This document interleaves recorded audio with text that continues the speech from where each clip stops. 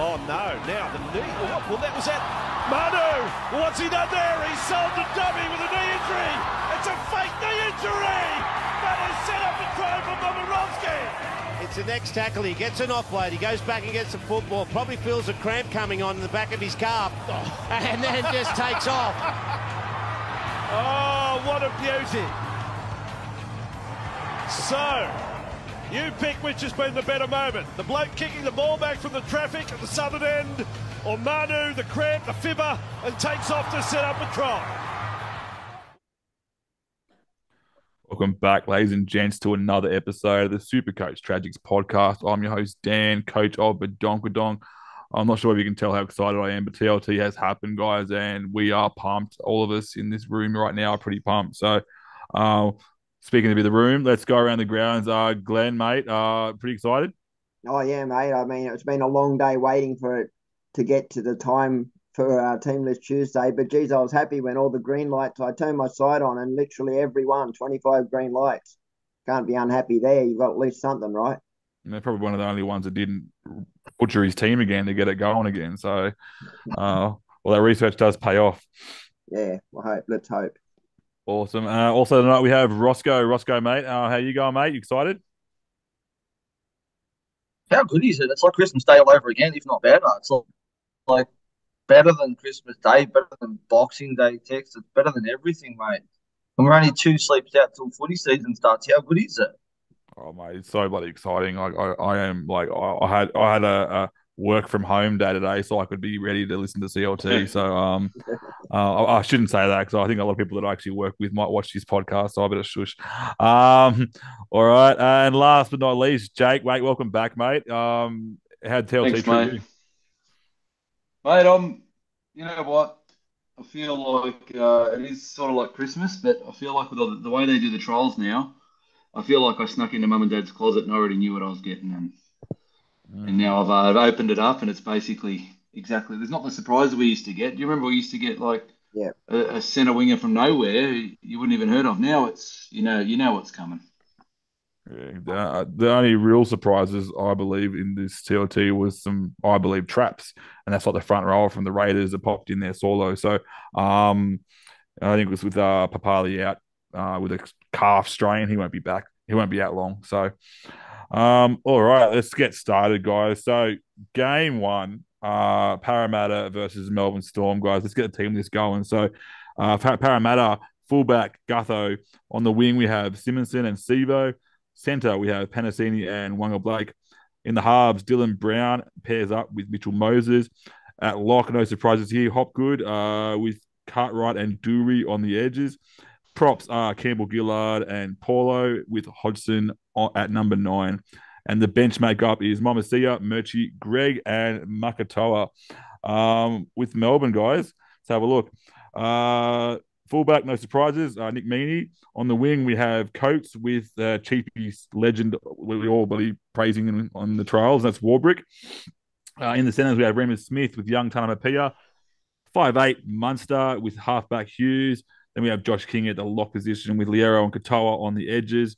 Nelson Safa-Solomona at prop with Welch and Grant at number 9.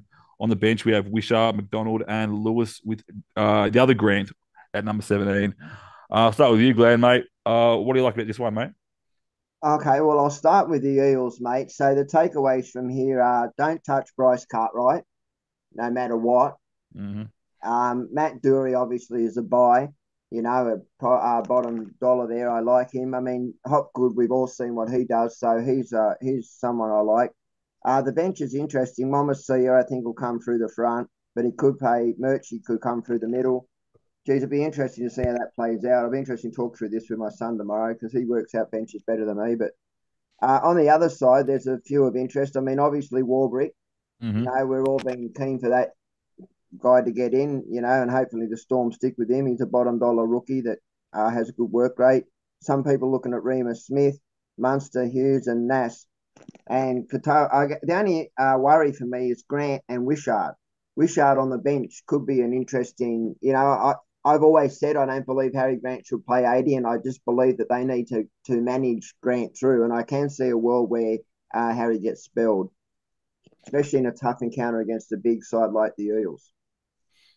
Yeah, definitely. But even when Harry doesn't get 80, he still gets those points up pretty quickly as well. So I still think he's definitely not a no go if he does get him. So we'll go over to you, Roscoe, mate. Anything you take out of this one? Yeah, I disagree with. I'm not worried about Wishart being on the bench. I still think Brown will play 80 minutes. I think Wishart will just play that sort of roaming role. Obviously Warbrick are pretty much a lock for me. Obviously Hopwood's a lock. I wouldn't be going near Cardi or Dory though. I think they're I just not told on any of those two. I really like Moses Mm. out. I probably just I know Munster's a bit more, but and Moses got the goal kicking, but that little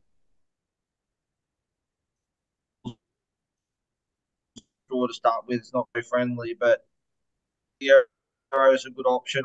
I think Katoa is a good option. I think there's massive minutes there for those two Melbourne edges. I think they could both potentially play 80 minutes, if not both of them. Yeah, Mm. I agree. Can I just say I left out Katoa. One of the things I really liked about Katoa that I watched in the trials was the set plays. One of the things I watch is where they set plays up, and Storm was setting up plays that involved Katoa. He got a lovely try in that game off a set play, and there was another one he almost got off a set play. So I have Elise Katoa, and I don't have Lorio. He's just one of another lot of mids that I think that we're all going to have to, make decisions on. Yeah, 100%. Jakey, I mate, think, I think sorry, go Roscoe. so. I was going to say, I think we're very lucky this year with the teams coming up with him. Plenty amount of bloody mid range choices there is in the back row in particular. Like Absolutely. there's just so much there to choose from. Just choosing the right ones. Yeah. Well, one thing I'm going to say right now is a devil's And advocate. say is to have a look at the bench makeup for each team before you make the decision. Yeah. Well, one thing I wanted to say about I'll play kind of devil's advocate here to Glenn really is why do you think and this is a question more than a devil's advocate, but why do you think Dury is more of a lock than Cartwright? Just to explain that. Well, I just think job security. I mean, Cartwright's always been a bench utility player from bouncing from club to club, Titans, and that's the way the Eels have used him. So I think that the fact that I just don't see his position staying there. I think that when what's his name comes back in, Madison. it'll push Cartwright straight out. I just think Dury was part of their plans based on what I saw in the trials. Cartwright wasn't a part of that. I mean, even Murchie was playing through the middle. It was only after the second row went down that they brought on Murchie into the second row position. And I mean, almost straight away he scored. So I think Hopgood is a better. Hopgood and Dury, I don't mind them at all. I'd be scared to go near Cartwright. Yeah, no, I do agree with you. I just wanted to make sure that because people are going to see these two guys as the two mid-range or cheapy second rowers there, and I just wanted to make sure we can let everyone know why we're choosing one over the other. All right, Jakey, anything else, mate, that we haven't really touched on just yet? Mate, there's going to be a lot of people upset about the Cardi, mate. I think they've already snapped the glow sticks and they're ready to go, Glenn. But, mate, I'm looking at that para bench and I'm looking at that para bench and who takes minutes from Hodgson? It's got to be Like, Murchie. Oh, Hodgson, yeah, well, yeah, that's right, yeah. So, like, I wouldn't be surprised if maybe Jake Arthur's a late addition to that bench because they've got no utility there, and then who knows? Cartwright might come out and Murchie might go onto that edge. I don't know, but someone has to give Hodgson a rest. They've got Arthur named at 18, and I agree with you. I think that Greg will move out and Arthur will move in. There's no way. Surely there's no way in the world Hodgson can play. There's no way. No. No, I think they're going to wrap him in. Even if he did play 80 minutes, he's not SuperCoach relevant anyway. I don't think you'll get through it. Point out to our viewers, right, that the first 3 rounds of SuperCoach for us are learning periods. It's where we learn rotations. What we can do based on what we've seen over the years we've played is give you the best advice on what we guesstimate. I mean, when we're talking rotations with second rows, like I'm saying that I think Dury, there could be a world where Cartwright gets it. Mm. So you have to just take it on face value that we're giving you the best information that we believe and hope that we're right, more times than wrong. But the last thing I'll say on it is there's enough mids and even bottom dollars in the second row position that if you get a couple of them wrong, you can go sideways to the ones that are getting the minutes that you want. Yeah, definitely. Yeah, that especially if you're an overall player, it's good to make those changes early to try and get ahead. Absolutely. And with the Melbourne team, I mean, Remus Smith. I think he's a lock for me, and so is Warbrick. I don't like having players on the same side, but it is what it is. They're both good prices for me, and I think Josh King is someone who could start really well here. Yeah. Looking at that bench, Yeah. I think he could start really well. You got two, like Christian Welsh can play bigger minutes, but Nelson, I'm not sure he could play 60, 65. I think he's 50 and he'll do a good job in that 50, but Yeah. I don't think he's got the engine to do 65. No, So I think Josh King, he could be getting 65 minutes here, and I think he could be a solid little sneaky one. Yeah. Yeah, it's a good shout out because I actually brought in Josh King into my fantasy team just because I liked what he did at the start of last year. Yeah, I have him in my one of my drafts, well, my only draft. Not one of my only. And I'm all over Katoa. I mean, I like Katoa. I think so. This week he'll be running at Cartwright, so we'll see how that goes. Right. I really like Elise Katoa. I wasn't as keen on him as an owner previous years, but after watching what I saw with those set plays, I really like what I saw. I thought, Melbourne's a ceiling club. They've got two really good halves there in Hughes and Munster, and I see Katoa getting ball. And we'll get to it later on, but another one I really like is Tuolagi outside of Cooper Johns, but we'll get to that when we get to that. Well, this is my worry though. I've got a lot of stuff riding on that right edge. You got Warbrick, you got Smith, and then you throw Elise Katoa in there as well. Yeah. If Melbourne's game plan is to go left, I'm buggered. Yeah, I don't have it. I'm not a fan. It might be something. Especially when they got Coates as well on the other edge, who's often a target for those kicks and for that attack. So can be scary. Yep. All right, guys. Game 2 of the week: Warriors versus the Knights. Wouldn't be far to say this may be the wooden spoon matchup, but let's go. So, fullback for the Warriors: Nickel Klostad with Montoya and Watana Zelezniak on the wing, with Viame and Pompey in the centres, Tamara Martin and Johnson in the halves, with Tohu Harris at the lock, Jackson Ford and Niokora on the edges, with Fanua Blake, Egan, and Barnett in the front. The bench here is Dylan Walker, number 14, Bunty Afoa, Josh Curran on number 16, and Ale at number 17. With the Newcastle Knights, guys, we have Miller, number 1, with Young and Hunt on the wing, Tuala and Bess in the centres. We have Tonga at 5'8", with Hastings at half. Kurt Mann locks up with Frizzell and Fitzgibbon on the edges. Safidi brothers at props, and Brayley is number 9. And number 14, we have Crossland. 15, we have Elliott, Jack Hetherington, number 16, and Leo Thompson, number 17. I'll go to you first, Jake, this time. What are your thoughts on this one, mate? So obviously Willie Army for me, I like him. He's dual. He's got that bit of flexibility. Sean Johnson, I would have liked to see Metcalf, but I think he's injured, isn't he? Then as we go down, so Jackson Ford, he's probably the big one in Nakora, but Jackson Ford, I just don't know how they're going to play him. I was looking at it earlier. I think Josh Curran, what they did last year was he'd come on after about 25, 30 minutes and he just played the rest of the game. I just don't know what they're going to do with that back row because you got Barnett, Adam Fanua Blake, and you got, so a forward's going to go on for that. And then so I think Ford's got to play good minutes. I can't see him not. And then on the Newcastle side, Lockie Mill, obviously, the exclusion of the Titans player, what was his name? Marju. That was a bit of a shock for everyone. I wasn't on him anyway, so that wasn't too bad for me. And there's no other real shocks in that team for me. Yeah, no, I think that's the rest of the team pretty much named itself, I believe.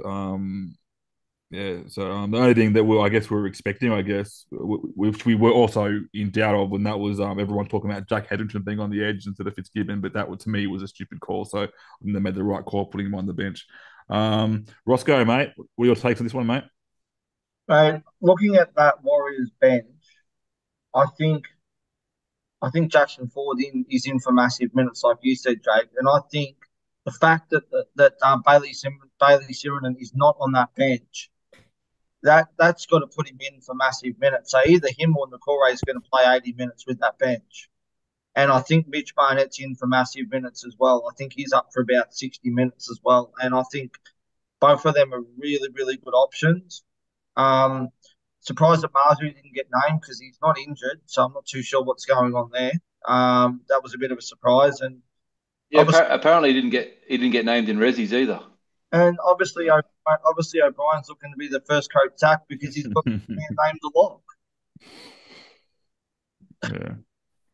But other than that, all I can say is anyone who's looking at Lionel Hunt, don't do it. I know he's cheap at 234K. I get that, but Marzu will probably come back into that side sooner rather than later, and I wouldn't be going near him. And I wouldn't be going near Williame either, to be honest with you. What's your fear on Willie Ame? Just don't like the Warriors draw to start with. It's a horrible draw to start with. That's probably the only reason why. I know he's 234K, but I just think for that price range, there's better options out there like Warbrick and a couple other guys there that are similar price that I think you're better off going with than not really going with Willie Army. I was hoping you were going to go the correct answer to that question. That was number 18, Valia, right there waiting in the wings, and we know what he can do. He had a pretty good end of last year. He will be there threatening Williame for that Oh, position. and the other one too, the comebacks, Rocco Berries to come back into that team as well. A couple of weeks too. So Well, and you've also got Kosi on that bench as well. yeah. So I just don't think you can go there. Honestly, To be honest, that Vilea, he looked good in the trials, and I mean I know his footwork at the line was really good. He's So actually a good player. Yeah. Yeah. Yeah, he earned his spot on merit last year, and he started off a bit weak, but then when he came back after his injury, he started really teeing off. I thought he looked pretty good. Yeah, look, but just to finish off, there's a couple of players I'm interested in tonight's team. Wait and see for me, like Ponga. I think Lachlan Miller's a bit of a watch too, and the Safidi brothers to see what sort of minutes those guys are going to play as well. I don't mind the look of either of them either, depending on what sort of minutes that they're going to get. You got Thompson and Hetherington on the bench. It'll probably play in the middle somewhere, and then Elliott will probably come on and play lock, and Crossland will obviously play a bit of dummy half potentially. I'm not too sure what they're going to do with him. Oh, I didn't know. Watch last year. Isn't Elliott a gun dummy half these days? So I don't know. Honestly, that surprised me. I would have probably. I think Mann's a better 14. And having Elliott on at lock, I I believe think that would have been the best option. He's coming back from injury. I think they're just going to ease him back in, but I think he will start lock eventually. But as we know with O'Brien, he's a bit obsessed with Mann and Fitzgibbon too. So Yeah, yeah. fair enough. Glenn, your thoughts, mate? Yeah, it's a few things to talk through here. So I'll start with the Warriors. I feel like the Warriors brought really well. I think Barnett, Niokora, and Ford are really good purchases, and I think it will tighten up their defence. So I think from that perspective, I think they'll be Supercoach killers and will defend really well this year. A lot of the Warriors games in the past have been high-scoring games versus each other. The players of note in the Warriors. So Charles Nichols' clock stat is fairly ugly, but highly owned. So I feel like it's one to mention. I think there's better options, but the other ones of interest for me are obviously Barnett, Ford. Now, I actually think that you're calling it wrong on Ford. I think the minutes will be that what will happen is Tohu will push into second row, and that I think Walker will come back and play through the backs, and Bunny Afoa LA will come on through the front, and obviously Curran will come and play through the middle as well. So my point to that is there's more questions than answers for me in the rotation for the Warriors. I like Niokora a lot. I like the fact that last time he played on a right edge and then came and defended in the middle. Some of the best ones in Supercoach like Gus, Lane, they do that. They move off the edge and come and defend in the middle. And the last thing I want to say, so on the Knights, I really like Lockie Miller. Lockie's been in my side and out of my side several times. The reason he's not in my side is the price point. $5.99, I think it is quite pricey to start off at a season. I also like Bradman Best. I think that Bradman Best points per dollar makes some sense to me. And I especially like that with Ponga in the halves And I really like Jackson Hastings. So he's the one I really want to speak to people about. Really look at the draw. I'll talk about it after we finish, but I don't think people are considering the draw enough as to what players they bring in. And I don't like anyone else really from a super coach perspective. It'd be interesting to see the minutes there. I think Crossan will come in through the 9. Elliott will come in through lock. Heverington Thompson through the front row. Does that sound about right? Yeah. I think through line through Ponga. The fact that Ponga's not goal kicking and Hastings is, I think although in saying that, Crossland could potentially play some lock too. I mean, it's possible, because Jaden Brayley's more than capable of playing 80 minutes. Absolutely. I don't think he will, but I agree with you. I think that early in the season, the rotations aren't always honest. The first 3 games, it's still a bit hot. Players aren't quite match fit. So we don't quite know. We've just got to guesstimate some of it. Maybe add 10 minutes on each one, possibly. Yeah. But anyway, that's my take on those sides, guys. Yeah, like I think a lot of good I like Brayley in the hooking role. I think more for draft. I got him in a few of my drafts. I think he's actually you can get him in a nice little late pick there.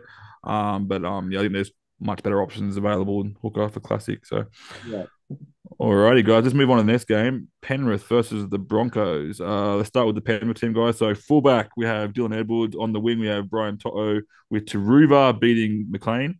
We have Targo and Crichton at centre with Luai and Cleary in the halves. Isaiah Yeo at the lock with Martin and Garner on the edge. Props are Fisher Harris and Leota with Kenny at the hooking role. Number 14, we have Sonny Luke. 15, we have Sorensen, Spencer Lenu at 16, and Jermaine Salmon at number 17 there. All right. And for the Broncos, we have Cobbo at number 1, while Beautiful Eyes is off injured. Then we have Arthurs and Oates on the wing with Staggs and Farnworth at centre.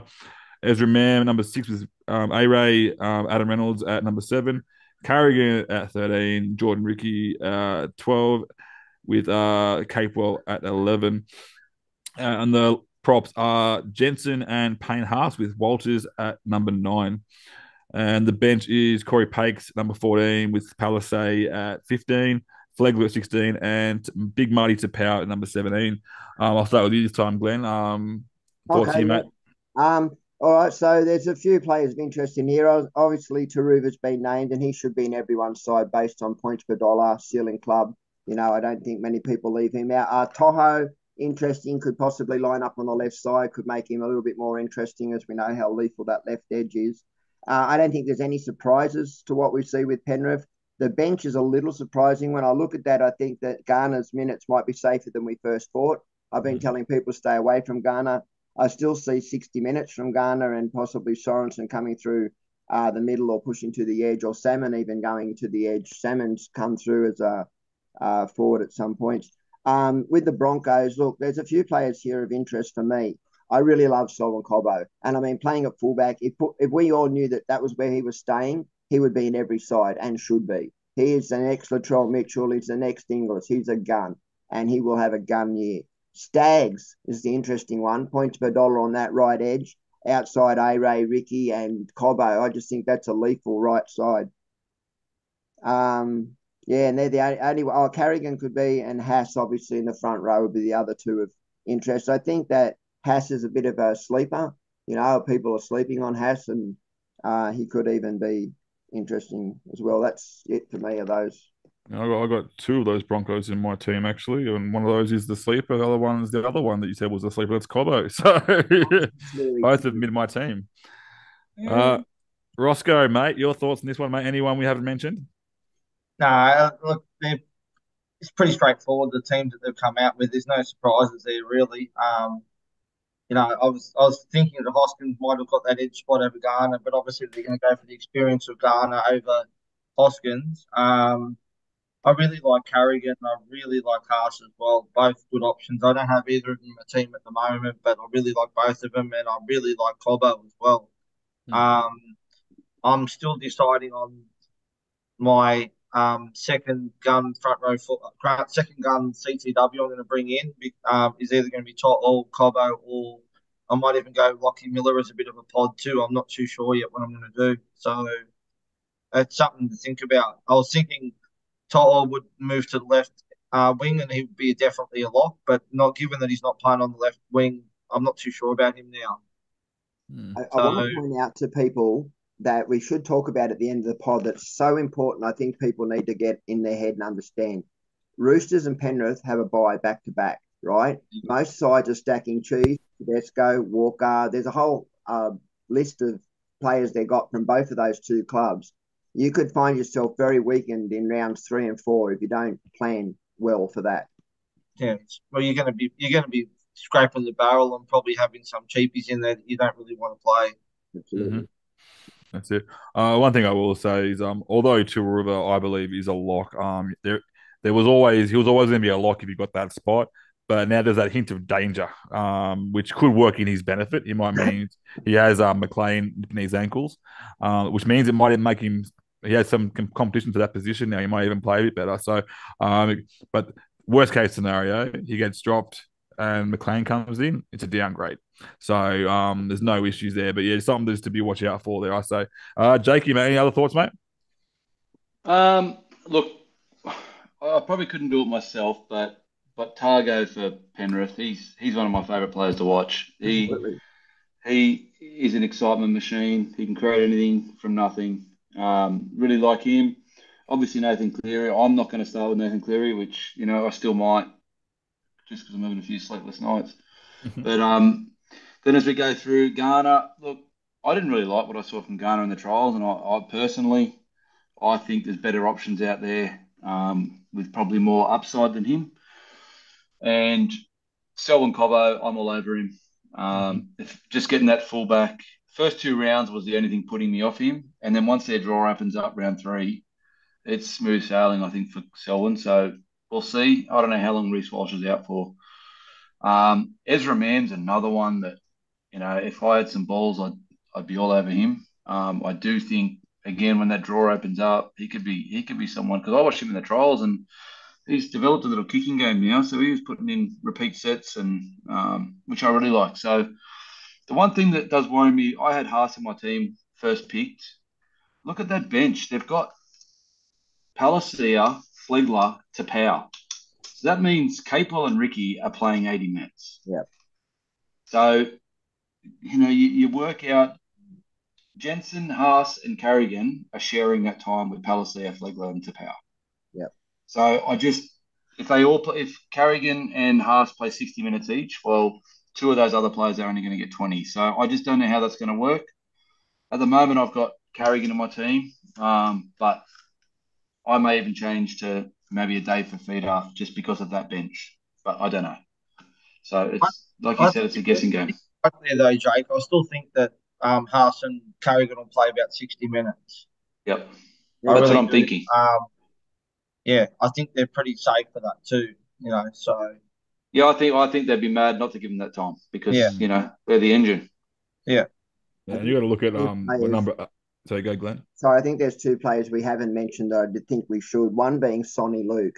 So Sonny Luke will, as we're told, Kenny will play the first 20 minutes, and Sonny Luke will come on and play the last 55, 60. If that's true, he could make some serious coin. So keep your eye on how he goes for the first 2 rounds, and if it looks like he's making decent coin. If you're looking for a pod, I really like Herbie Farnsworth.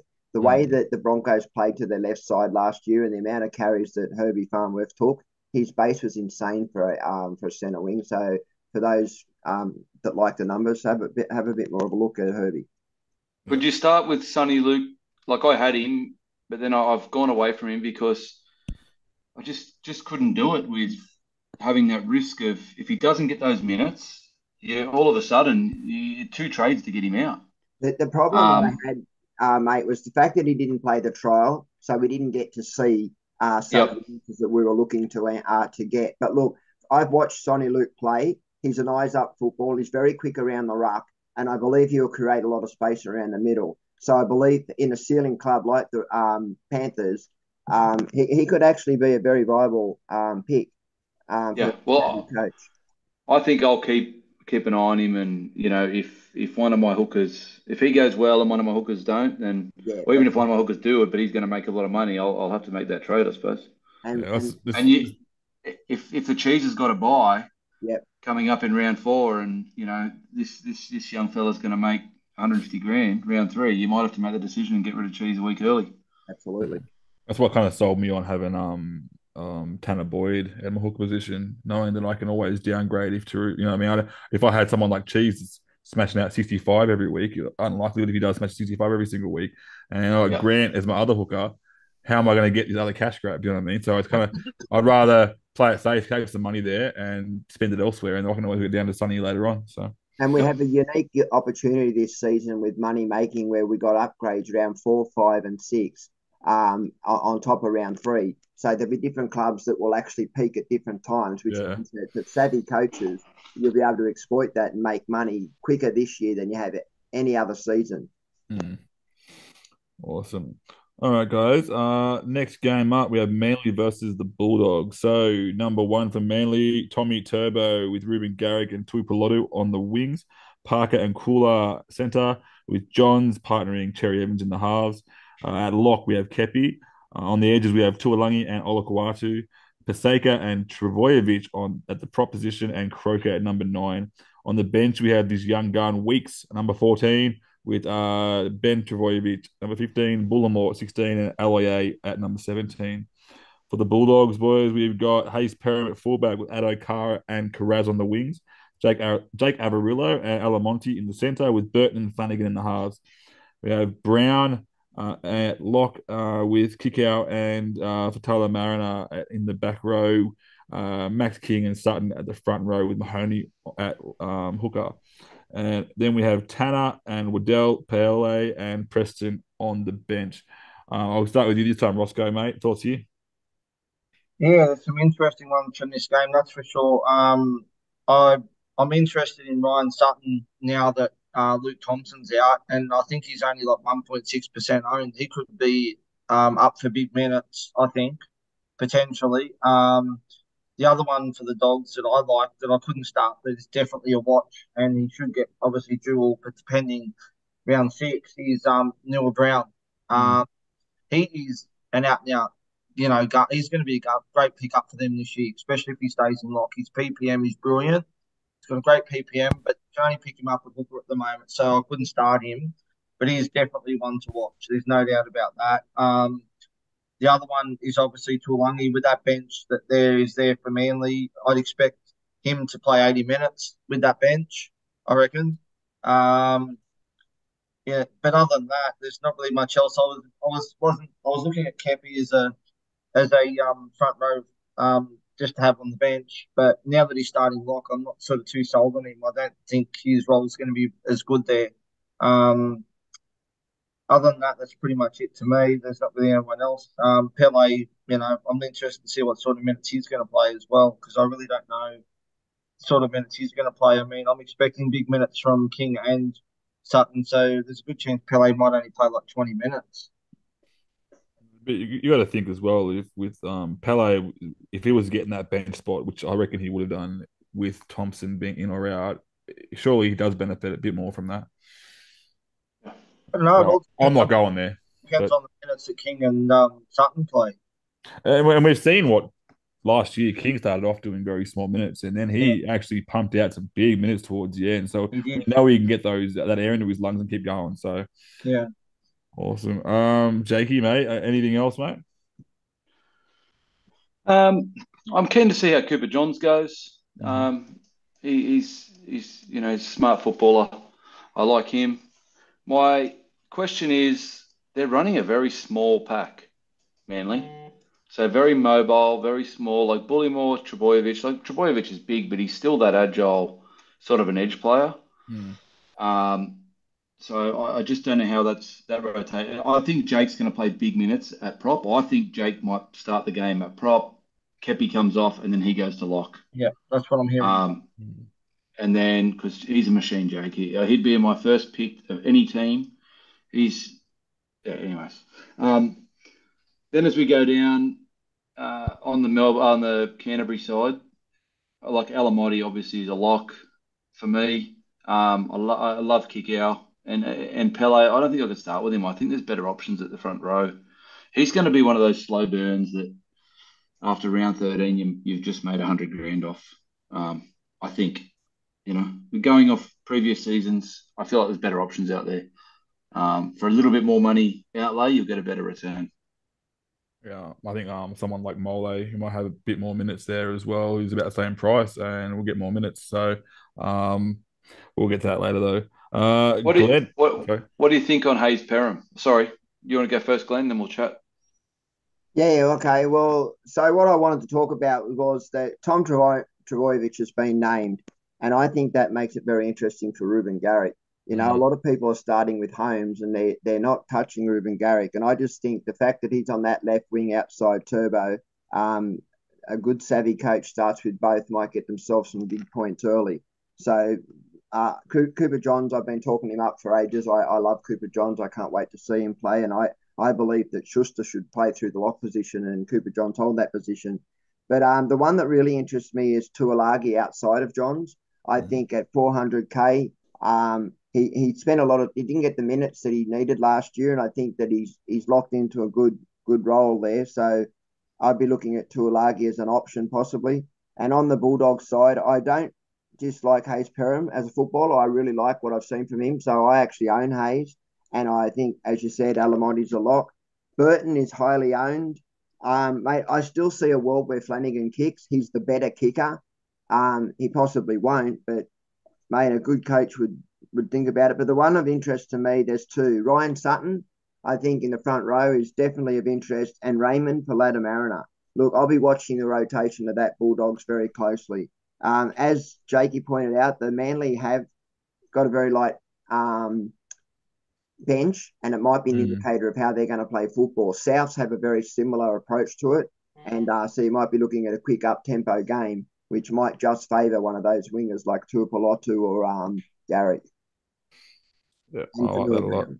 Yeah. I'll tell you what, as a Tigers fan, seeing Tuolagi in that trial, he passed the eye test. He Yeah, was so agile and looked so good. Can I absolutely. can In I the just say though, in the trials. trials last year, we all did the same thing. Yeah, he did. Yeah, okay. But He was a gun last year in the trials. And there's a he might be difference. the old train like Tarzan, play like Jane. The difference is that he's in a club now where I believe he'll get better service. I think that the Tigers struggled to. I mean, we had can't think of his name now. Leilua on one side and Tuolagi. That's two pretty good second rowers that weren't Yep. just getting ball. And I believe one of those two second rowers was tanking. Alrighty. Yeah, it's the old training. He's been training the house down. Mhm. What do we Tuolagi. think? What do we think of Kepi? I've got Kepi on my bench. I Yeah, don't think same. his minutes will be as good. I think that Aloye will come into front row. Gerbo will push into lock. And I think Gerbo's a play. And I'm actually considering going halfpenny down to Gerbo. I just think that he's a locked amount of points at that position. I think he's unders by about I, 15. I was on Kepi, but now that he's playing lock, I don't think he's. It's not so much the minutes; it's the work rate and the points per minute. I don't think he's going to get that playing lock.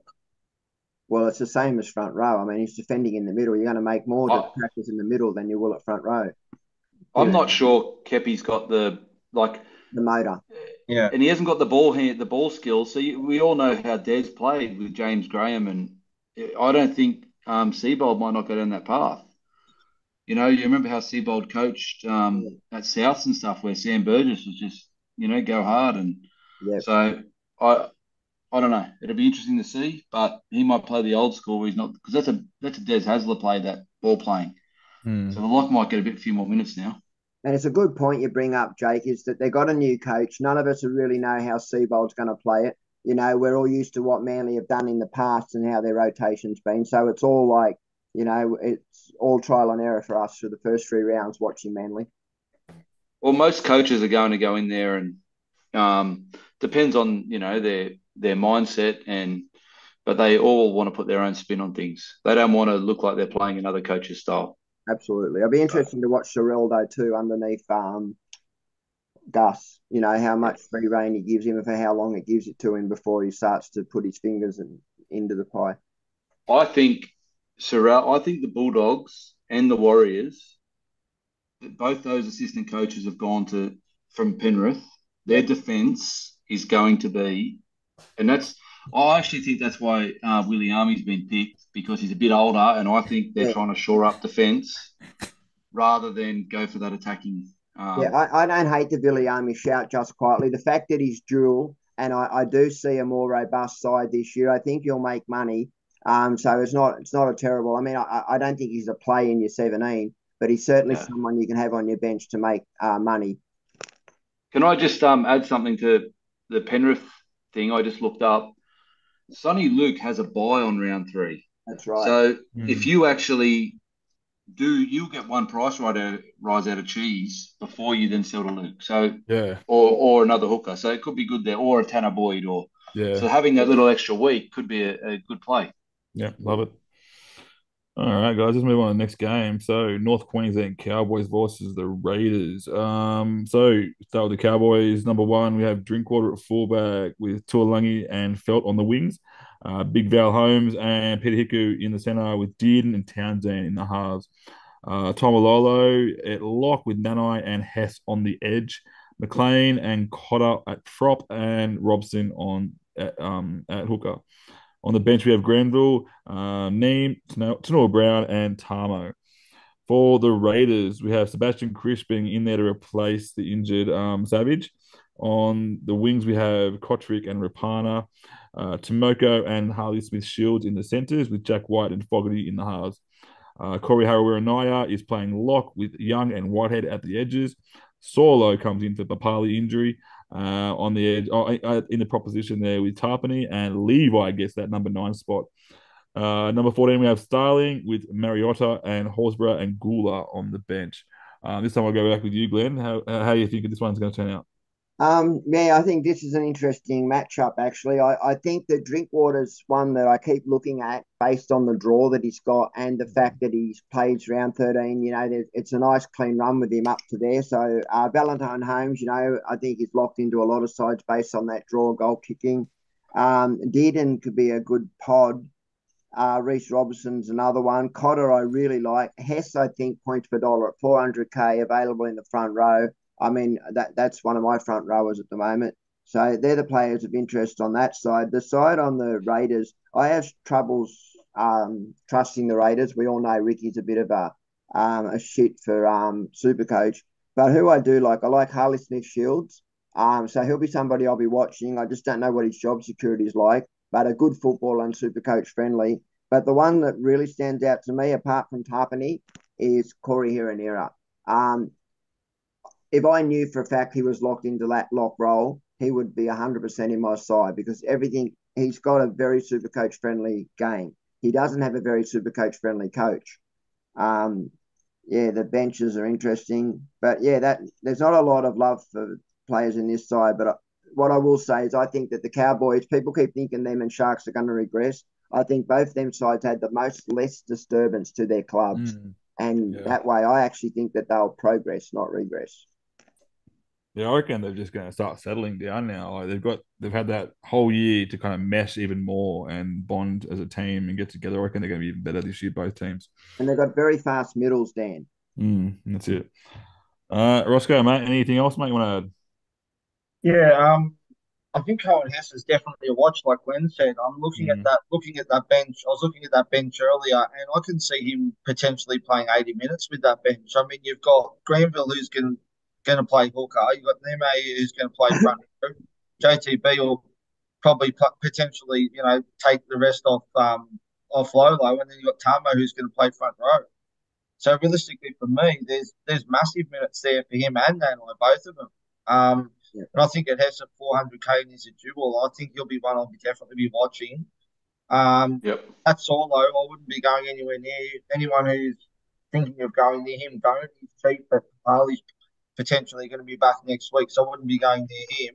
Yeah. And I'm with Glenn with with CHN. If I knew what sort of minutes he was going to play and Ricky wasn't playing Ricky Roulette, then I'll be all over him as well, for sure. But I just can't. The only forward I can trust in that side for the Raiders is Tarpany, and even then, we said earlier, he gets eased into the season at the start. He'll probably only play 40 to 45 minutes to start the season, then he'll build his minutes up.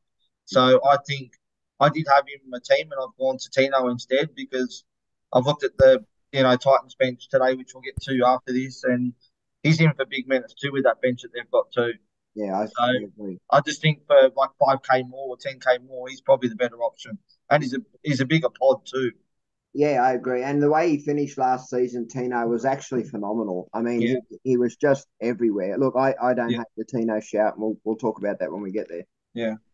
Awesome. Jakey, mate, any other thoughts, mate?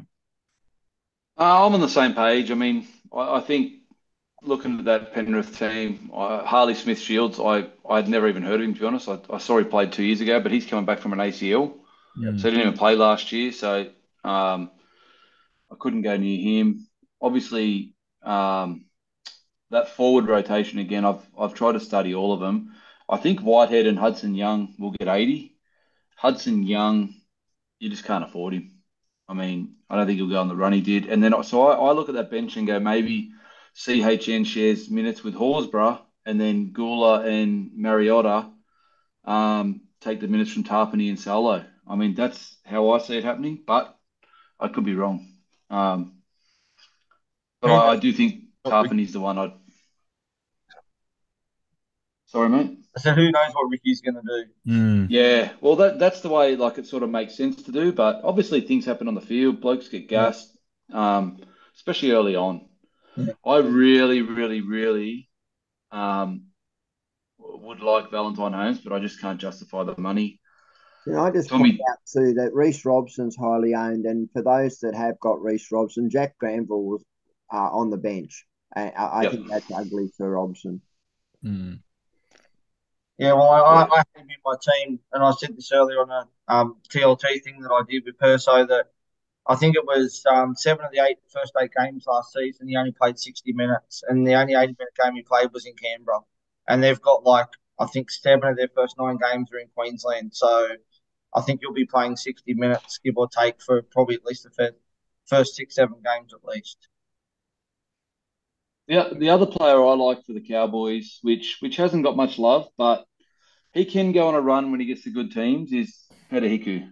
When he gets a good run, but I think there's better options out there for that price. But he is a player that when he gets on a run, he can go well when there's a good draw with him. There's a couple other sneakies in there too. Chulangi and even Cole Yeah.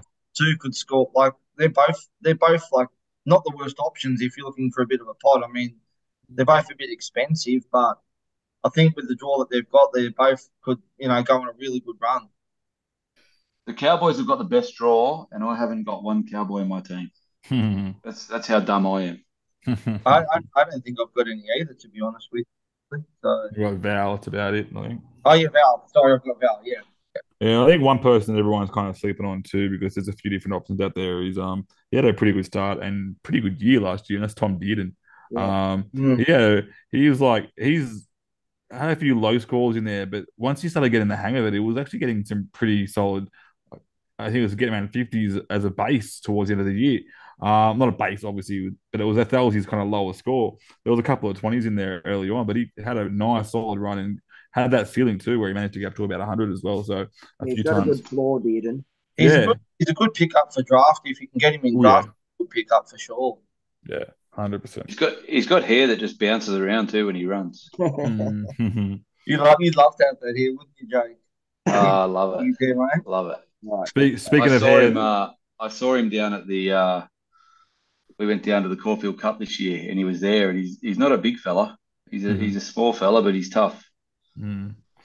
Well, speaking of hair that bounces, we're going to move on to the next game: the Sharks versus the Rabbitohs. So, fullback for the Sharks, we have Kennedy. On the wing, we have Mulatalo and Katoa. Ramey and Talakai in the centres with Moylan and Trindle in the halves. Finucane at lock with Nakora and Wilton on the edges. Rudolph and Hamlin ULA at prop with Brayley at number 9.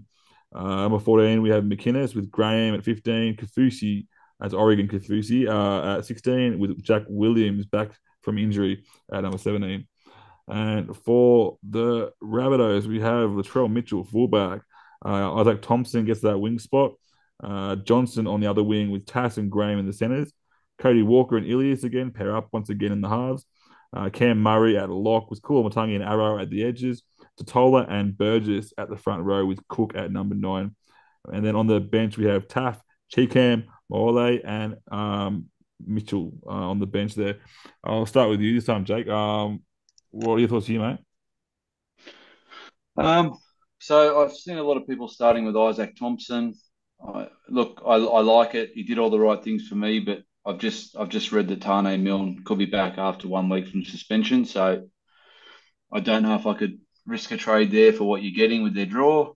Um, Obviously Latrell, if I could afford Latrell, he's one of my favourite players to watch. He's just always whenever he gets the ball, something happens. Cameron Murray for me, he's the one player that I can see all year that you just set and forget. Every other player can be based on draws with the halves and stuff like that, but he's a player that's draw proof. I can't see my team without him in it. If I look at this bench, you got Big Shaq and Moali. They are very, very, very big forwards. Mm-hmm. So obviously Jai Arrow he's the sneaky one there that could be getting 80. And I think Cameron Murray's minutes might go up with this bench.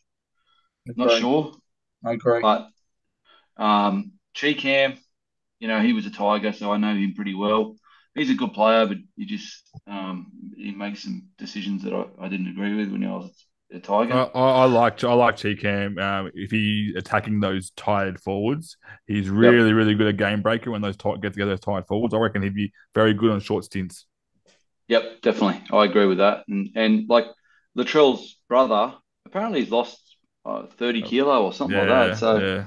he's obviously worked really hard for his spot, it's good they're rewarding that. So I love people who work hard for things. So and then you go to the Sharks. I mean, come round 3, nearly anyone in that back line could be in my team. I'm spewing Hines isn't there. He's my favourite player. I just love watching him. You have a thing with guys with beautiful hair, don't you? I do. Especially when it's rain and wet. Ever since I watched Coming to America with the Soul Glow. Teague Wilton is another one and Teague Wilton, I just don't know what's going to happen with his minutes, but no one's really spoken about the other edge, which is Britton Nakora, which 100%. when they get on that run, he runs very good holes. So I can't personally touch many Sharks because there's too many unknowns in there. The only one I could have is Hines. Yeah, there's other players here that are kind of relevant, but like they're in positions where I believe there's better options. So like I think I mentioned Jaden Bradley before, but Blake Bradley is another good hooker in draft as well to pick up. So we'll go to you, Roscoe. Anything else, mate? There's a lot to like from both these teams, like good options. Like Give me a cracker of a game. Like maybe not. It's a shame that Hines is out. It really is, But there's so much to like here from both teams, like SuperCoach options. I mean, I've got Teague Wilton in my team. I'm starting him. Yes, I am worried about what they're going to do with Wade Graham, but I'm just going to run the risk. I think Totola's in for massive minutes with that bench too, and I just can't do it. I can't. I've got him in a couple. I just can't do it for classic. I can't. And Murray's a lot. I think he's like Jake said, he's in for massive minutes with that bench. That is that bench is good. Is good for him. It really is. And I think Moali is going to be a good shout too. I can see him getting about 30, 40 minutes. And I think for the price he is, I mean, we talked about Kepi earlier. I think Moali is the best option by far out of those two. Or you could have both. Or you could have both. Yeah, where's the gift? Why not both, right? Other than that, that's pretty much it. But there'll be a lot of watch around during the season for several players. AJ, Katoa, Mulatalo. Like there's just so many options there. Latrell as well. I'm so close to starting him over Teddy, but I just can't do the balls play and do it. Just can't do it. So Glen? Yeah, but there's a lot there to like. The Cook's another one too. I know Glen likes Cook, and I do too. And when I went off Robson, I was going to go to Cook, and I just had a look at some numbers from last year and couldn't go there. So Yeah, there's a lot there to like from both teams. Yeah, very, very impressive teams, these ones. Yeah. Glenn, anything else, mate? Yeah, there's a couple of things. So one of the things I want to talk about firstly is Hines. So a lot of people message me and show me their sides, and one of the things that I saw today, I shouldn't have to tell people this, but I'm going to anyway. People are holding Hines, right? They're holding him on the bench. Now, let's say best case scenario, Hines plays round 2, right? So he's going to miss round 1. He's got a bye coming up round 7, so he's going to miss round 7. So he misses 2 games out of the first 13 at 900K, right? But there's also a scenario where he misses game 2, where they say, look, we need to make this longer, or this could go to game 3. And those who are playing Supercoach long enough have seen that happen, Munster. You know what I mean? So that's my warning just there. The players I want to point out, there's not a lot to talk about. Anyone in the back line of both Souths and Sharks are great players. And at any point could be great pods, especially Bunnies after round 6 with the Eels. They've got the draw sort of sweetened up a bit.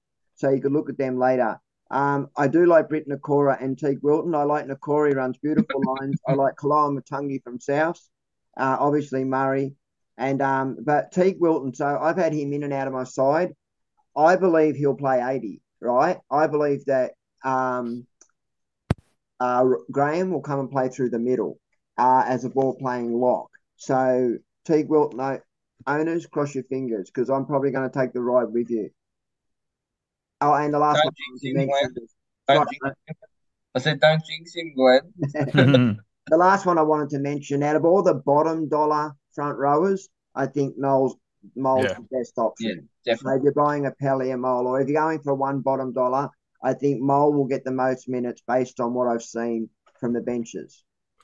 Yeah, especially when people especially if you're just starting, you're looking at getting your team sorted, and you go, I've got this much money left, I need to make sure I get a green dot next to my name. I reckon this orange dot next to Mole's name is going to be more impressive than a green dot next to someone like, for example, that young Raiders prop. Yeah. So I just think people when you look at the bench and the makeup of the bench and how they're going to rotate, you're probably better off and get more minutes that way. So even was it Max King last year started from the bench, and it was a freak coming from the bench. I think he was on about 1.3 points per minute at the start of the season. So to that point, more and more coaches now are adopting 2 strategies. And one of which is that the first 20 minutes, they get those forwards, the big blokes to come in, run half of 20, pull them off. And then you'll see players like Madison will come out and play the back end of the game, like the full 60 minutes. So learning, like one of the things I do is I have all the teams written down. And I actually go through the first 3 rounds and I write rotations, who went off, who come on,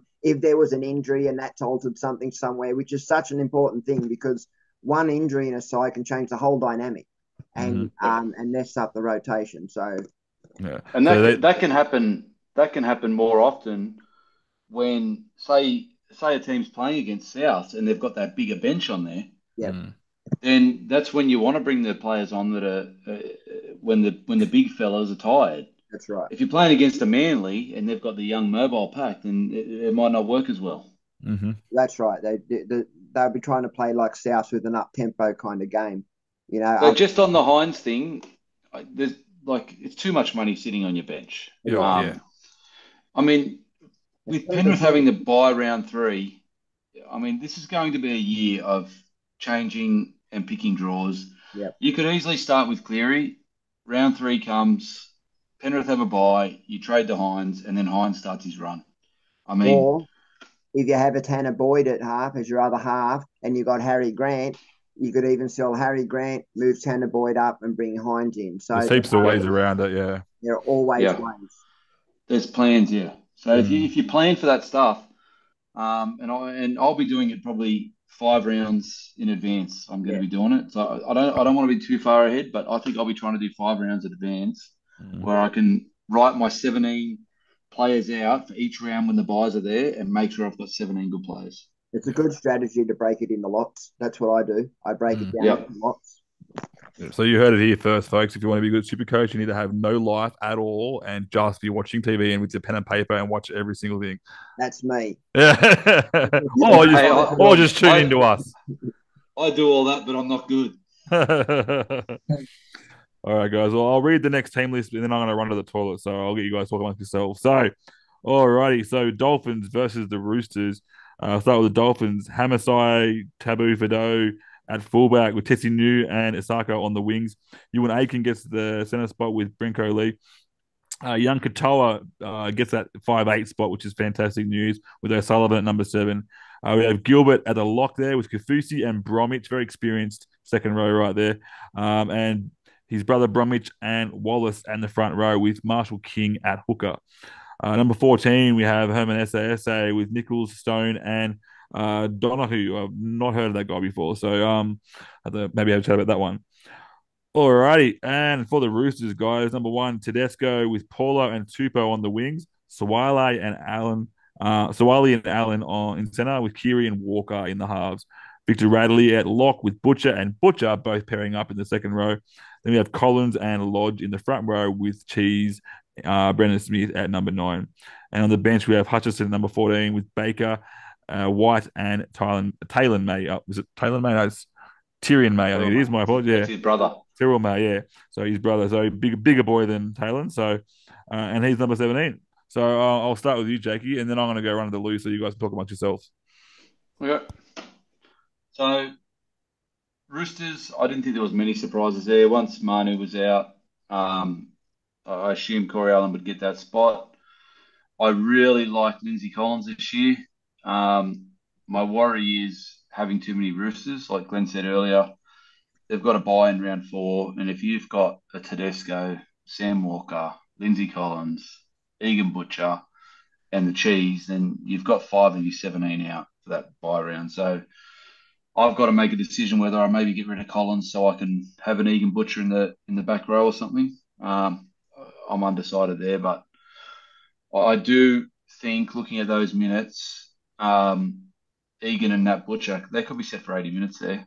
Like looking at that bench, I don't know much about White, never heard of him, but I know his name. His name looks like a front row, so I'll just leave it at that. Then as we go to the backs for Redcliffe, Ewan Aiken, I think he'd probably deserve the spot in there. I don't know how he'll go there, but you got Suwali attacking Aiken. Now that's a mismatch if I've ever seen one.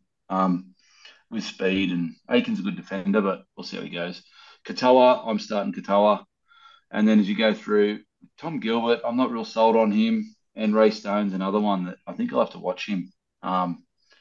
He looks like a good player to own because he looks very active, but I'm just not sure he'll get the minutes. And I'm surprised Mark Nichols didn't get a starting spot either, to be honest. He was really good at South, but yeah. That's all I see for the teams. I haven't really got much interest in Redcliffe, to be honest. Yeah, I think they're going to be very. I don't think they're going to be ideal for Supercoach, frankly. I think except for obviously the young cheapie there in Katoa, and even then he comes with risk as well with Milf just banging on the door behind him. So, Roscoe, mate, your thoughts on this one, mate?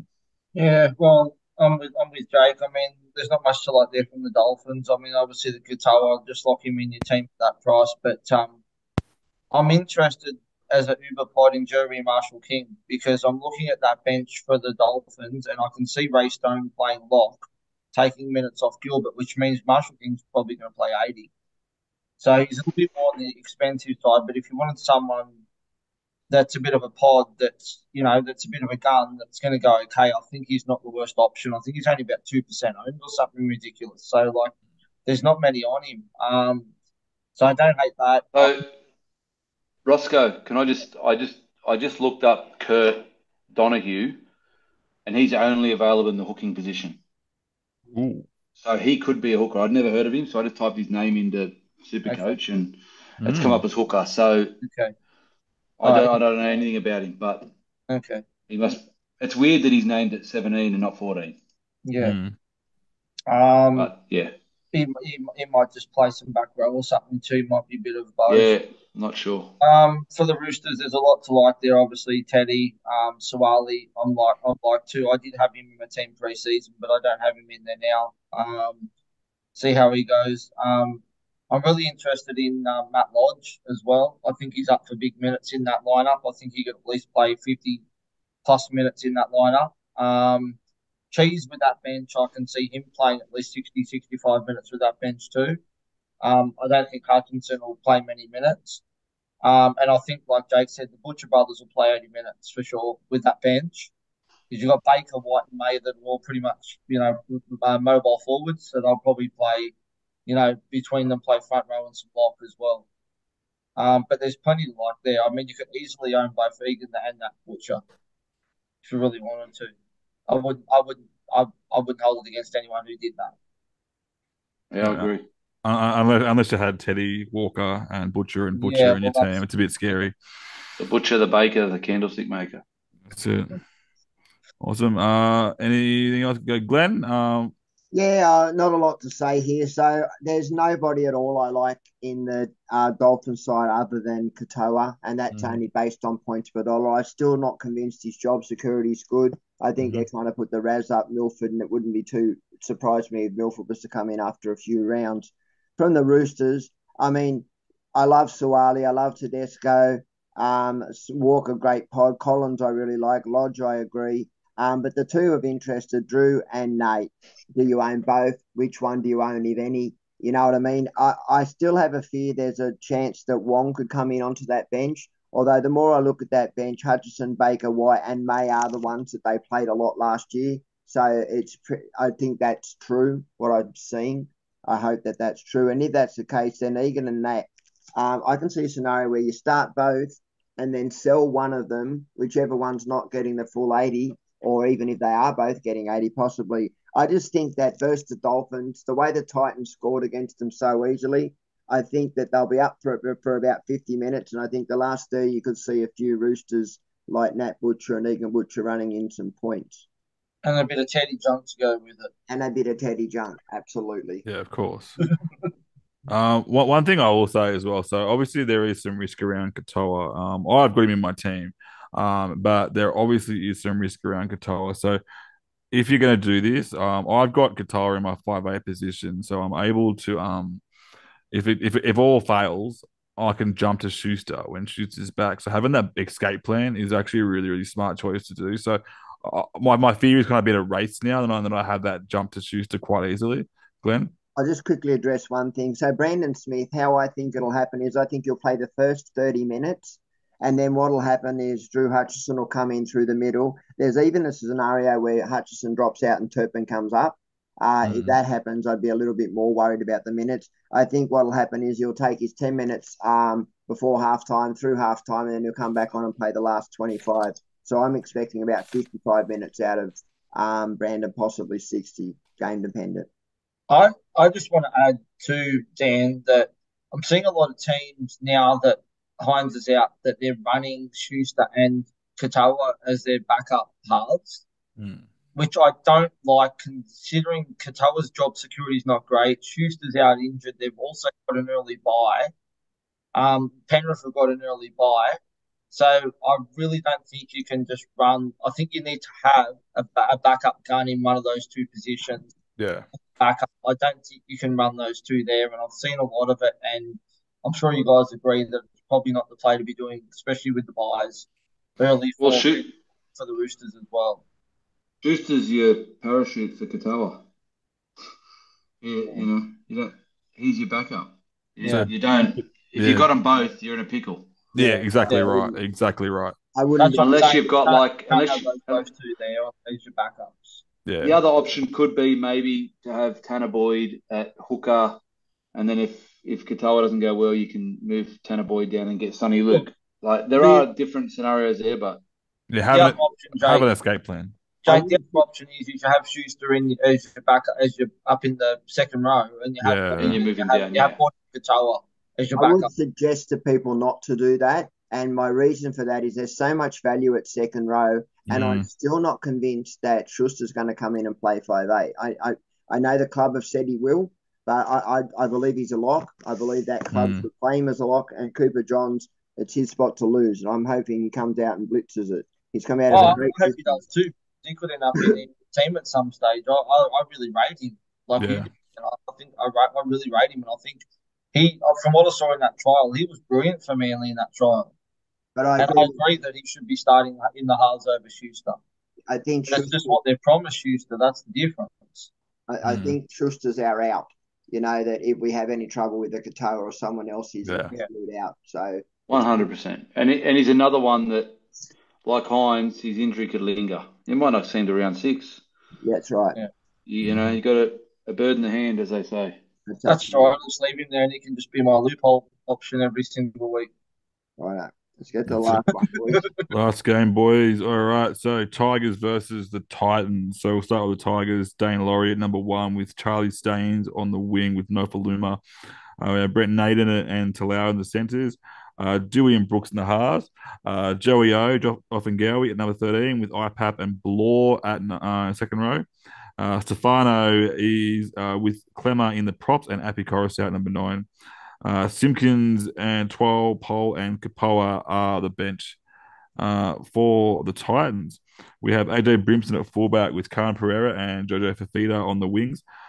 Shop and Sammy in the centres with Kieran Foran and Tanner Boyd in the halves.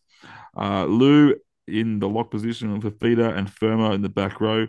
Jolliffe and Fasul Malaawi in the prop position with Verrills at number 9. We have Campbell, Clark, Fodawaker, and Simpson on the bench. I'll start with you this time, Glenn. Thoughts on this one, mate?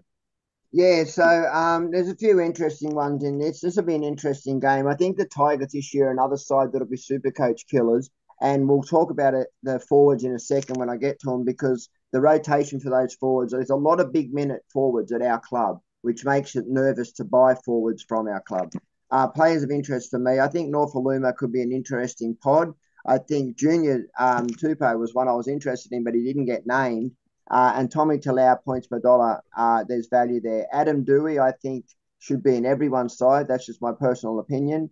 Stefano's the one I want to talk to people about, right? There's a lot of people who have got Stefano as their starting prop. And look, I may be wrong, but the way that I see, and the bench that I got named today is a little more friendlier than I expected for him, for Stefano. But you've got, Clemmer, IPAP, Bateman, Offengower, Twal, Pole. These are all big minute forwards. And I see that Stefano will play the first 20 and the last 20. I reckon he'll only play 40 minutes, guys. So, and he's priced at 37 or thereabouts, I think, from memory. On the other side, quickly, I'll go through. So, Pereira, I like him for money. I wouldn't be playing him in your 17. His base is freaking terrible. And I think that the Tigers will defend that edge very well. The other ones of interest, Tanner Boyd, I think points per dollar makes sense. Tino and David Fafita, obviously. Tino, the way he finished last season was phenomenal, wasn't it? Mm-hmm. And I think that bench, as pointed out by Ross, and I'll let him talk to it since he was excited by it, is conducive to him playing good minutes, Tino. Yeah, let's go. Yeah, well, I'm like Glenn. I just can't believe that Tupu's not in that team over Shitstains. Like honestly, like Tupu was brilliant in that trial, and I thought for sure he would have been there, and Staines wouldn't have been. But anyway, as with Pereira too, I agree with you, Glenn. I don't know about his job security, but given Nofaluma's defence, unless if he doesn't defend well, I think Pereira could be in for a massive game against marking up against him. There's a few options there. Dewey, as I said, Glenn, he's a lock. I don't understand why so many people are still going Burton over Dewey. I don't understand that. Stefano, yeah, I think about 40 to 50 minutes for him too. Boyd's an option, as we know, should make cash. As I said earlier, Tino with that bench should get decent minutes. I mean, you've got Clark, who's probably going to play some lock. Fodderwake will play front row. Stimson will play front row. Jaden Campbell, God knows what they're going to do with him. So I think for Tino's in for massive minutes there. Verrills could easily play 80 minutes there, but I wouldn't go near him. Sean Bloor, I think, is a massive trap. Yep. With Bateman to come back into that team. Yep. I think a lot of people are talking him up. Other than that, I think that's pretty much it, to be honest with you. There's just a lot of luck to there about that Titans team. I even think Shoop's a good option too, as well. But again, you can't have them all. Yeah, that's pretty much it. That's even Brimson. I like Brimson too, but I wouldn't have him at fullback. I'd like him at 5'8", but not at fullback. Yeah. I know you made a comment about Campbell being on the bench for the Titans, but what's Kapoa doing on your bench for the Tigers? It's an unusual one too. I So don't know. 'Cause I would not be surprised if there's a late change there. I Yeah. believe because Yeah. and if there is a late change, that might you look at what Seyfarth, Yeah. Matamua as well, another option I as could well. easily see Matamua coming into that team. Yeah, Yeah, either one of those two. I agree with you. I actually looked at it today and I thought that Kapoa is actually an unusual. Yeah, yeah, Matamua or Seapath, I, I reckon, is number 17. in the trial, they started Kapara at the edge, so I can see Sean Bloor and Kapara sharing minutes, Yeah, yeah, and then I can see Twal and Pole sharing the time with Clemmer and Stefano. So, yeah, which I it agree. could be more minutes for Stefano. So I don't know. And if he gets I 50 minutes, that's good. yeah, 40 minutes we don't want. 50 minutes is well, fine. I looked at his numbers, and when he got 40 minutes, he only got 40 minutes once last year, from what I saw, and he got 43 points. Yeah, his PPM's 1.1, I think, or 1.12. So he's got a really good PPM. So like So if he his gets that price 40 minutes, yeah, he's worth it. he's priced just under 40 average. If he gets yeah, 50 minutes, a couple of attacking stats in there, he'll make some nice money. I just say be cautious as playing him as one of your main yeah, front rows. I have I, him on my bench as for on the rounds where there's a buy player, I can throw him in and happy to do it for that particular round. yeah. I think Glenn, and I don't know how it works, but when I look at this, it looks like he's maybe priced at 30 points 30, is that right? Well, that's even better, mate. because Yeah. he's only just 300 grand. Yeah, if he can So get, is that right? 300, is it? yeah, well, his average last year was 30.3, and he's priced at at 319k. So I 19. think I thought it was a bit more. there is value there. If he can get 40 minutes and have 44 points, you're getting 14 points value. Absolutely. Yep. Mm. But So like you said, Glenn, I wouldn't have him as one of your starting front rowers, though. I'd no, have him as like he's a front rower. No. so This is I've the got two season. decent ones, and then I've got Kepi and Stefano at the Yeah, moment.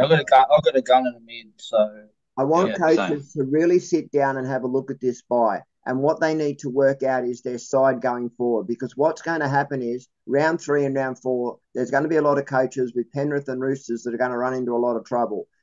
You could do well this season by going a player or two a little different that are buy-friendly players like the Broncos, Titans, Eels, Souths, all them ones that don't have a buy right up to 13. And you could make points up in them rounds where people are putting, $1 million on their bench. So it's just a strategy to think about. Another, we try and give you every option to think of, and that's another way I'd be looking. Well, I don't hate Jake's strategy that they said earlier about Nathan Cleary, because say Hines comes back round 4, yeah, Cleary's got the bye round 3, going Cleary to Hines, and then Hines has got Watts and Dragons rounds 4 and 5, but he averages over 100 against both those teams. and one of the And upsides, I think Penrith comes back to Para and someone else, like tougher games. So And then you could just pick him up after Origin or something like that, even.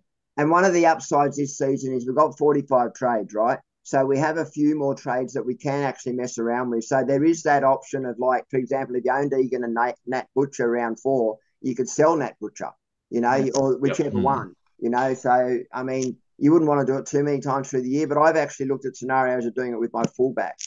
So Teddy, I'm looking at moving Teddy on round 4. I won't say to who, but I just think the whole strategy is different this year. Like the whole absolutely. And I don't believe that we used to always say never ever sell a keeper or sell a gun, but Yeah. I think it's all irrelevant this year. I You agree. could easily go and do that Cleary trade out round 3, bring in Hines, bring back Cleary a few rounds later when his draw opens up again. Like it's not a stupid thing to do this year. No, that's right. You need to get the points where you can. You don't, like you said, you don't want that cash sitting on the bench. And You don't need be afraid. having players that are going to get you the points, and don't want that cash sitting there for too long. So it's a completely different season this year. Absolutely. You got to be smart about it. And I think the ones that are the most creative with where they do their trades this year, that'll be the winner of SuperCoach, Yeah. I think. So Yeah. and who gets their mids right early on? The Yeah. mids Like is I the big know. one. There's a lot of value this season. Like we've got the pattern that we often adopt is bottom dollar, top dollar. You know what I mean? Absolute strike weapons and bottom dollar. Because bottom dollar, the cheaper they are, the more money they make. That's pretty evident. So that's the pattern that we use. But I will say this year, there's been a lot of player movement.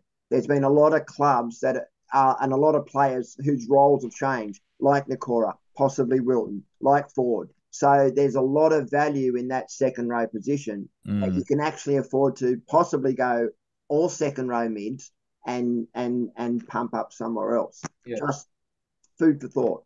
I actually did that. I set up my team where my most expensive second row was Tuolangi, and I had Katoa, I had Wilton, all these boys and the rest of my team looked bloody awesome. Absolutely. Yeah, I don't have one single gun in my second row this year. I think T Wilton's my most expensive second row. The rest of them are all about 400K. I just think there's so much money to be made there this year, that it's not funny, and there's so much minutes there for those mid-range forwards too. So there's plenty to be money made, points there.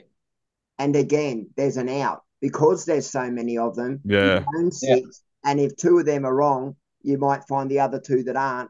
And I mean, Ford's a classic example at 279K. I mean, if you've got a player like an Egan Butcher, you suddenly find isn't getting the minutes, and you go down to a Ford who suddenly is getting the minutes. You can invest that money somewhere else into your team, as well as you've got that 80-minute forward. It's all about revenue, guys.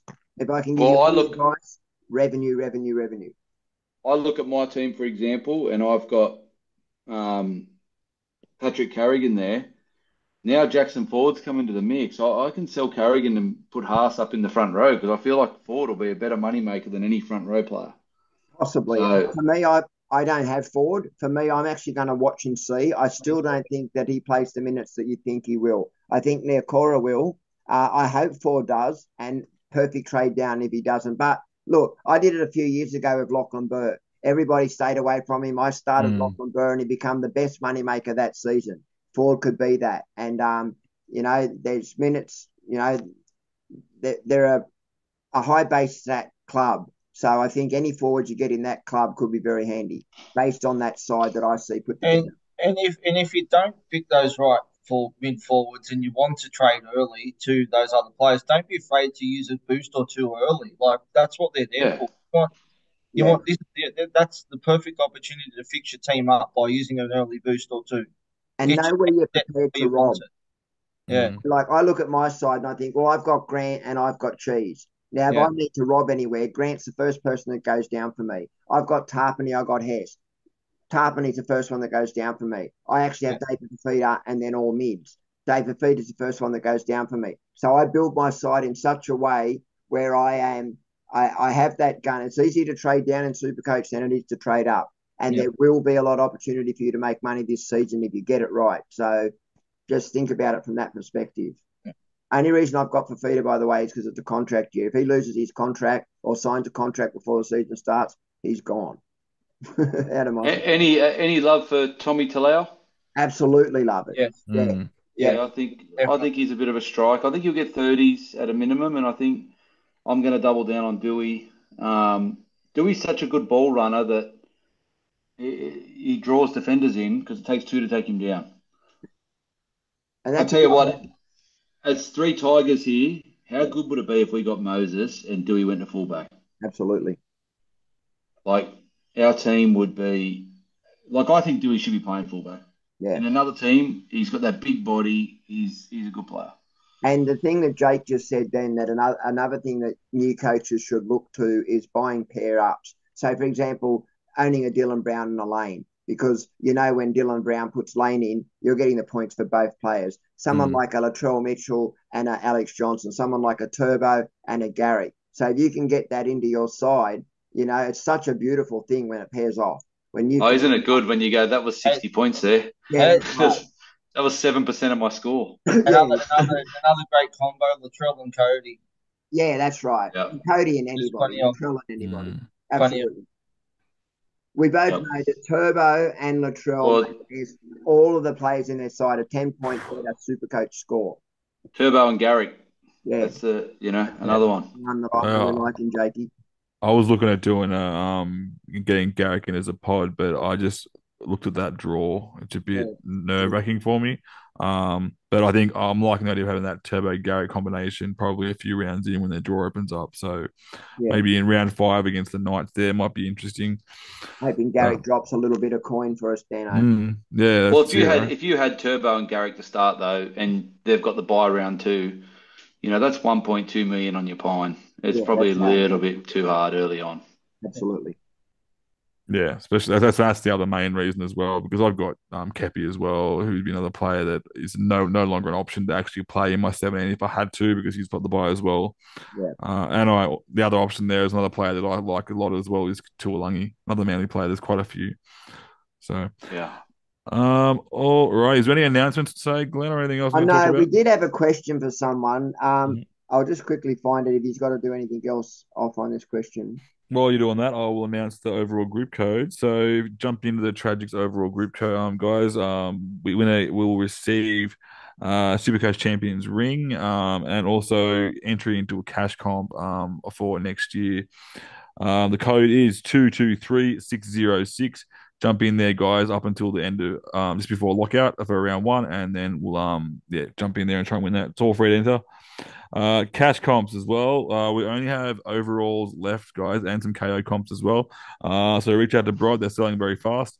But we have unlimited cash comp overall groups to go to until lockout. So reach out to Brod Thompson there and he'll sort you out. Glenn? All right, so Can I? I'll read this question and answer this question in one because it's a fairly simple one. It says, really struggling at front row guys and fullback. Are Hassan Tarpani so far ahead of the mid-rangers like Walsh and Safidi? So no. So one of the places that most super coaches scrounge at is front row. Front row is the one position that's not a ceiling position. So even if you get a front rower like Tarpany and Haas that brings you 80 points every week, which is very handy, they're not the ones that are going to get you 120, 140, 150. So always try and stack your money in those ceiling positions first and then build up towards your front row. And the other question they asked was, is Trell a must-have? Based on that draw, no. But I would imagine that all of us at some point through the season would have Trell. Does anyone disagree with any of that? Or No, I 100% agree. I think the best way to explain that is the gap between the high price forwards and the mid range forwards is not as big as the gap between the higher price fullbacks and the mid price fullbacks. absolutely. So I think I think Trell will be a must have for some point everyone this year. And I think Jake touched on it before with swapping from gun to gun to gun over the buy period is when you're going to grab him. So that's my thoughts on that anyway. I think Trell is a must have at some point. With the front row position, I think a little bit different to that this year because I think that's a position that I'm not going to swap week to week. Yep. Yeah, I know. So Yeah, getting that staple 70, 80 points in there, and then I'm trading my guns here and there to get those points. I feel like that's a position this year. If you get that staple 70 points off both players, Yeah. and you're picking up 20 players each week on people who are maybe got Collins and then he's out, and then they're running Kepi for a week, he gets 40 points. Well, I'll just close my front row to people on that, and on that might put it into perspective. So I have Tarpany as one of my front rowers. That's my consistent, plays round 13, set and forget. I have Hef at 400k, playing on the second row for the Cowboys. I think based on the fact that he's got no buys either, plays 13, probably plays Origin. They're two players I'm happy to play. Then on the bench, I've got Stefano, who I think points per dollars will make money, and I'm happy to play him instead of when one of those has a buy. And then I also have Kepi. There's a chance that I may swap Kepi down to Mole and pull that 50k just because that 50k can be invested somewhere else. But I've done that because I've tried to put a bit of strength on my benches because of the buy periods so that my side's not weakened too much. Just another side note, I was watching the NRL 360, might have been last night's one. Craig Bellamy's last year this year. Yeah. Do you think the Storm are going to turn up? I do. I always do. I think I think they could be. I'm going to try and stack a lot of Storm players. The game plan they're going to play for him. The game plan that the Storm do, Jake, is perfectly set for the club they have, right? They spend all their money on the spine. And let's look at that spine, Hughes, Munster, Pappenhausen, and Grant. That's the best spine in the comp. Then what they do is they have meats and potatoes players around them. Forwards that just go forward and defend all day. Now, when I watched the Roosters play the Storm and those two lower grade sides play, what come out of that for me was the depth for both of those clubs. And it said to me that the Storm and the Roosters will be up in the top four this year just because next man in. Bellamy is too good a coach for them to regress too far down the ladder. Regress a little. Yep. I think their edges are a little bit flunky though, and I still think Eels might win tomorrow. Yeah. Well, I'm backing Storm tomorrow. You know what? Every year I've said I want to put so much money on the Storm this year, and I've talked myself out of it. I'm still not going to do it tomorrow. But they've never lost to round one, have they? Yeah, that's the 21 years in a row. Like, every year there's a reason why you find that they might, but I just think they they're keep doing it. Bit more vulnerable on their edges at the end of last season, and we all saw that, and I still see that vulnerability there. I just think they might come back fitter than everyone. Yeah, and that's fitter than everyone. Yeah, be interesting. I don't disagree with you.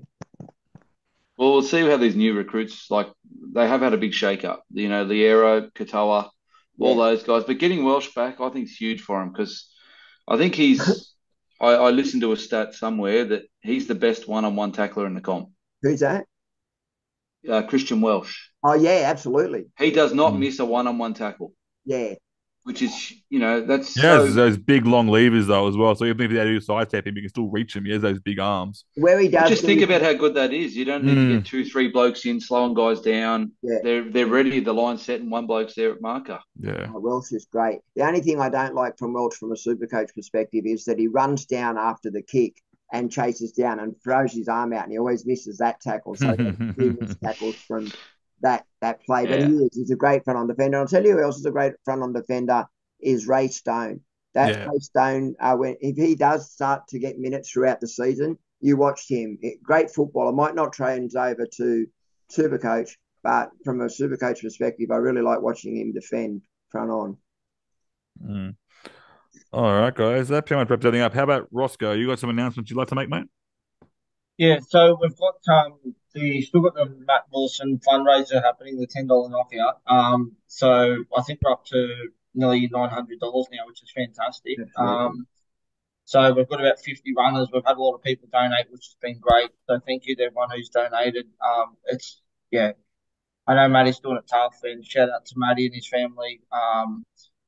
For that. We've also got the Panthers merch pack, which is auctioned at the moment, which is sitting at $75. So it's a key ring, it's a scarf, it's a hat, a drink bottle, and a lunchbox.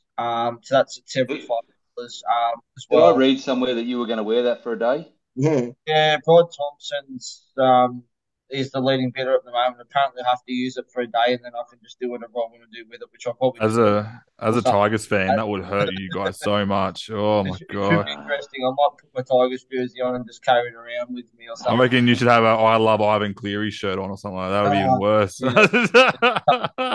Made up, eh? Go to the printers and get something made up. So we've got that running. We've also got the off the bench group code, which is 170834. We've got Bluebet as our sponsor this year, which is fantastic. So you need to be a Bluebet member to be in to win the prizes. It's just part of the conditions with the betting policies and that at the moment. So jump in onto that because there's some great prizes to win. We're going to have weekly prizes, halfway winners, overall winners. Like there's going to be a lot there to win as well. And I believe the knockout comp, they're going to contribute in towards that as well, which is fantastic. Awesome.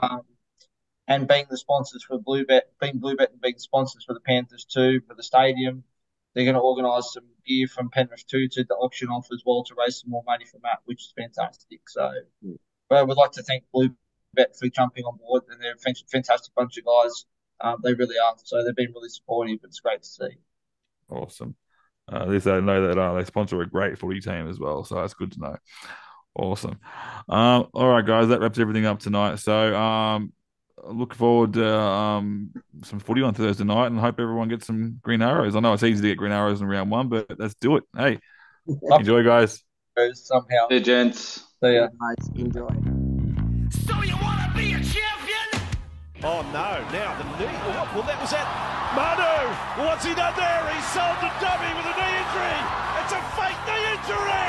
That is set up and thrown for Momirovski. It's the next tackle. He gets an offload. He goes back and gets the football. Probably feels a cramp coming on in the back of his calf.